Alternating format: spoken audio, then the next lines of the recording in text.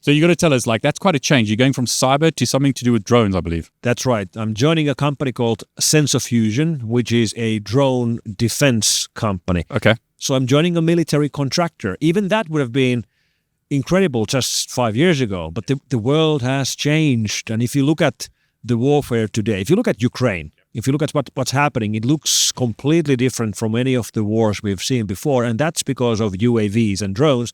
Not just flying drones, but ground drones and marine drones as well. And I live in Helsinki. I've lived in Finland all my life. I live 2 hours away from the Russian border. So I see it as some kind of a duty for myself to use some of the skills I've learned over these years in cyber defense and apply them to drone defense. Because there are similarities. If you think about what we're doing in cyber, we're fighting programmable threats. Yeah.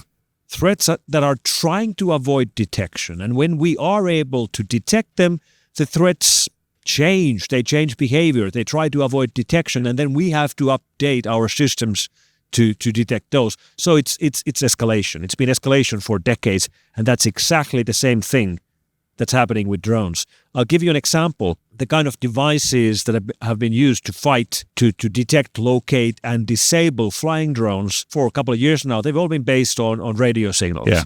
Radio frequency analysis, figuring out where the controller is, where the drone is. In battlefield, over the last year, we've seen a very clear shift where the Russians are now using flying drones which have no radio control. Fiber optic, which could be tens of miles long. Crazy, that. It is insane. They have these really small capsules with tens of miles of really thin fiber optic cable, which means there is no radio signal.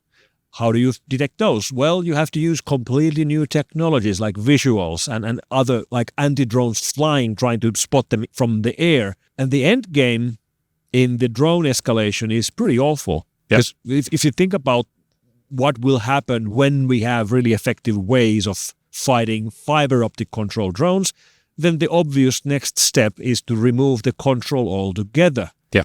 Build drones that don't have a controller. Like AI-based kind of drones. Set them loose, find a target, decide what to do with the target, kill the target. Yeah. Effectively, killer robots.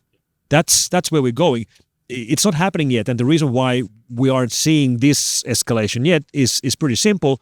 If you would have that level of computing power on a drone, you would need a lot of computing power and a big battery, which would make it too heavy for today's drones. So I think this will start first from ground drones, which are just driving around because they don't have any limit on weight. But that's going to happen, and that's going to be a huge shift in mankind's history when we start building robots which will make the kill decision on their own. And I don't see any way of avoiding that. So I've always seen a lot of meaning in my work in cyber. But right now, in the middle of the war in Europe, for me, I think there's more meaning in anti-drone work. So I'm going from antivirus to anti-drone.